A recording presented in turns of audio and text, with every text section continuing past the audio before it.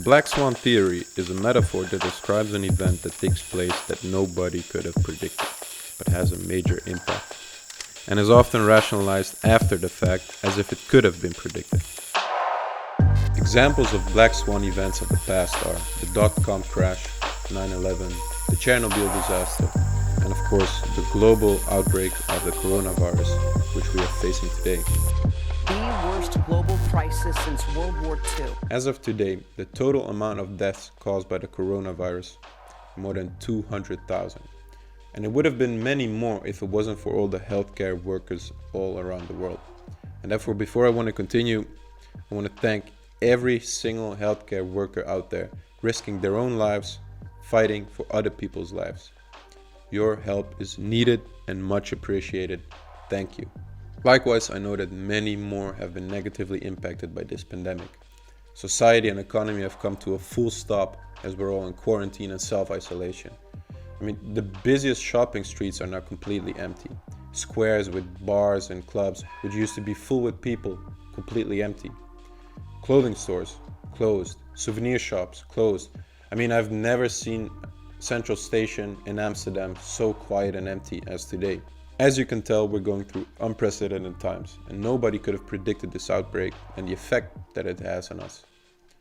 It will forever change the course of humankind. But it won't be the virus itself that will change us humans.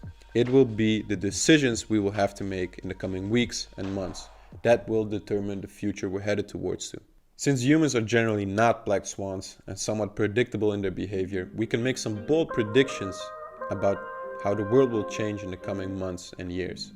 So I'll present 3 ways the future might be impacted by the coronavirus. First of all, the economic impact. Almost all countries in the world have reacted to the coronavirus outbreak by going into lockdown, enforcing self-isolation, quarantine, and social distancing. This has disrupted many small and big businesses. It has exposed that a lot of business owners and entrepreneurs don't have an emergency fund to survive even 1 month without income, let alone multiple months or even years. Basically, entrepreneurs have been living paycheck to paycheck, just like the majority of their employees. In the US alone, more than 26 million people have filed for unemployment. Basically, all the job gains since the last recession have been wiped. And as the coronavirus spreads, the stock market has had its worst crash since 1987. The pandemic exposed how fragile our economy is and how little we've learned and changed since the financial crisis of 2008. Again, we're facing a serious recession. And in normal crises, the solution is simple. The government spends, and it spends enough so that consumers start buying again and start working again. And if that doesn't work, it prints more money. But normal doesn't apply here because we don't want the economy to recover, at least not yet. Because the whole reason of going into lockdown is so that people don't go to work where they could spread the disease. And lifting the lockdown too soon might cause a second and even worse spike in affected people. So how will the economy change after this crisis? Well, first of all, I believe that people will start taking an emergency fund much more serious. Instead of living paycheck to paycheck and buying unnecessary shit with credit, I hope that people will start saving more for a rainy day. For the people that have already done so, this will only be a reassurance of how important it is to have money set aside to survive for 6 months without income. And for the people that have not, I generally hope that this will be your lesson to start saving more money for an emergency buffer. Luckily for those people, the US government is giving almost every single registered US citizen a stimulus check of $1,200 to soften the economic pain. And although it was introduced as a one-time payment, and depending on how the pandemic progresses, we might see similar stimulus checks in the future. And this is beginning to look a lot like Christmas. And therefore, it seems like universal basic income is slowly starting to become a reality. And universal basic income, or short UBI, is basically the idea that the government gives every citizen a free amount of cash regularly, no strings attached. Although in this situation the cause for free money was the coronavirus, I think this will become the trigger to look into ways of implementing an actual UBI. There have been small-scale tests and experiments all around the world to study the effects of implementing an UBI. Well, Now we're experiencing the largest live experiment on UBI. And considering the job automation wave that we're facing, universal basic income was bound to become a reality sooner or later. And it just seems that this pandemic is causing it to become a reality sooner rather than later. Furthermore, I believe that we will see a monetary reset or some new form of money emerging after this crisis. As I told you before, the global economy is running out of options to fight this recession. And in fact, the only solution to this particular recession is printing more money. The US Federal Reserve has printed trillions of dollars in the last couple of weeks alone to help combat this coronavirus. The European central banks have been doing the same, and even the Japanese central banks have been printing more money. And they're all doing this under the flag that we need this money to help combat the coronavirus. Yes, they can print money whenever they want to, since they abandoned the gold standard in the 1970s. So, coronavirus aside, why wouldn't they just print more money if they can to help the poor and for the US, for example, to pay off their massive national debt of $24 trillion? Well, printing more money means more money is being added to the already circulating supply of money, meaning it will become less scarce, meaning money will become less valuable, causing inflation to rise and basically your cash to become worth less. So printing massive amounts of money is generally not a good thing. But I just told you that they are actually printing trillions of dollars in the last couple of weeks alone. And most people don't have any feeling with how much $1 trillion is. So let me give you an example to get a better grasp of what $1 trillion means. 1 million seconds ago is about 12 days ago. 1 billion seconds ago is about 31 years ago. And 1 trillion seconds ago, there was no written history. This was before the pyramids was built.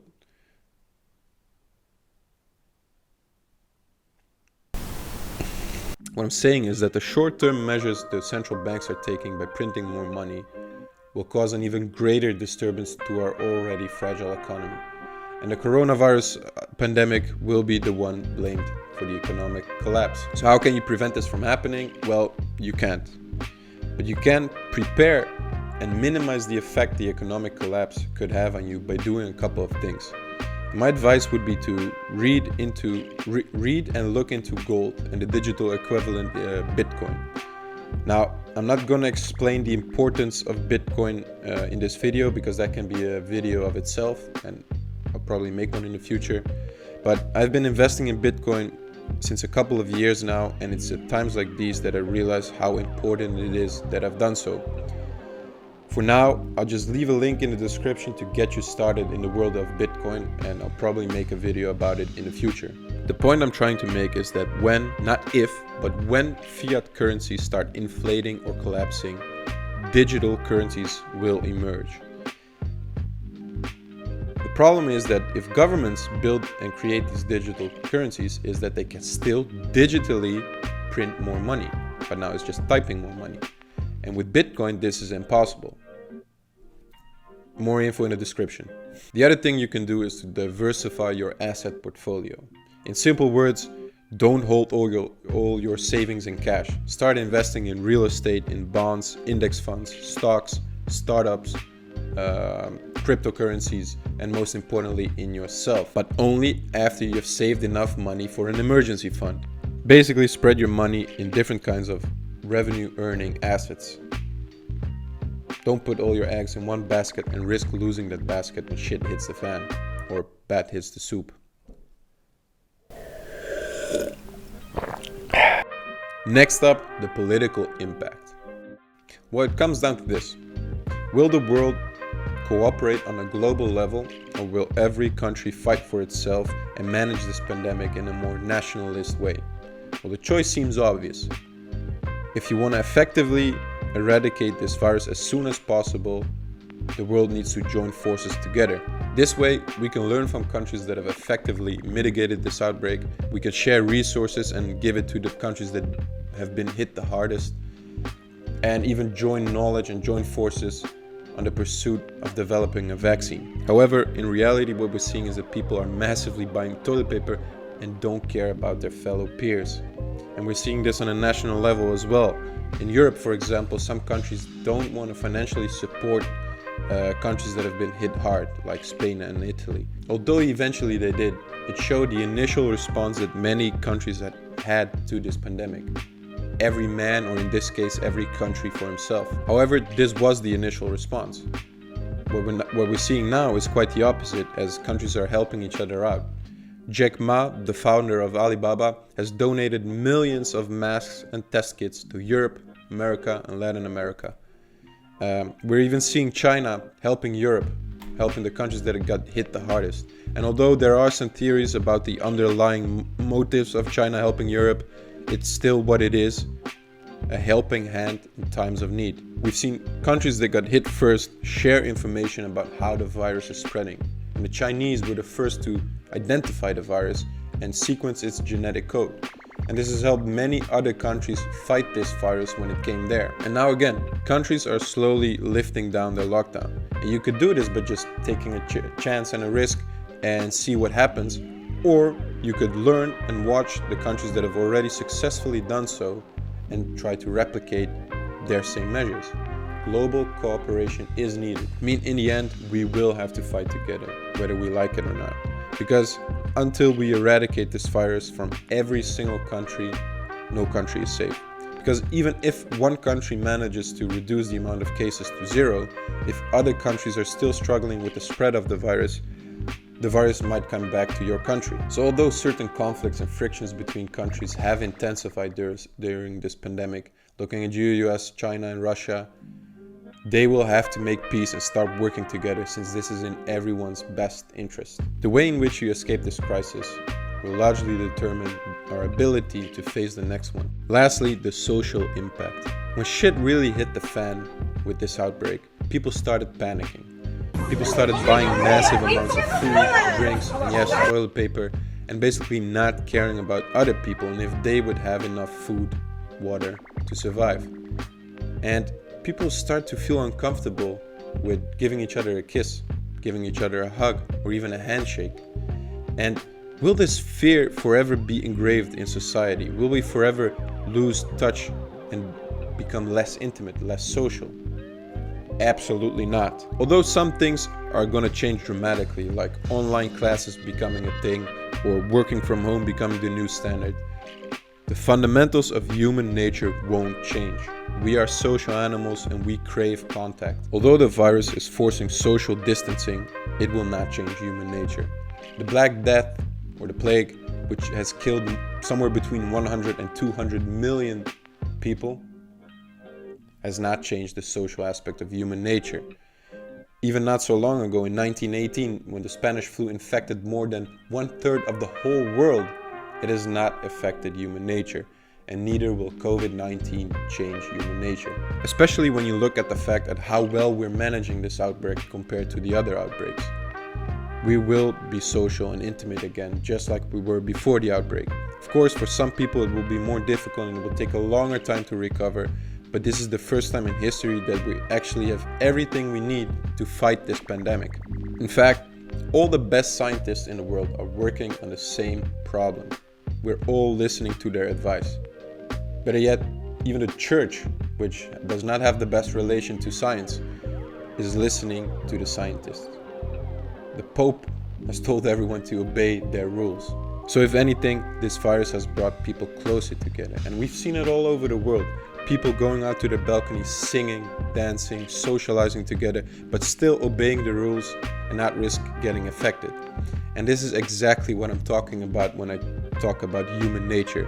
Whatever the world throws at us, we will always come back stronger. In fact, I think once this is all over, we will appreciate even more the things we took for granted before. The decisions our leaders will make in the coming weeks and months will determine the future of our economy and geopolitics. But since we have little control over their decisions, I've given you some tips and advice how you can at least prepare for the future. What we do have control over is the future of humanity on a social level. The way you treat others will determine how they will treat others, and so on. So treat each other well. Take care of each other in these times. Help each other wherever you can. and will come through this even stronger. We are quick to forget that just being alive is an extraordinary piece of good luck, a remote event, a chance occurrence of monstrous proportions.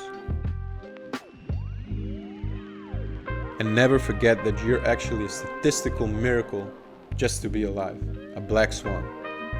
Take care, guys. Thanks for watching this video, and I see you in the next one.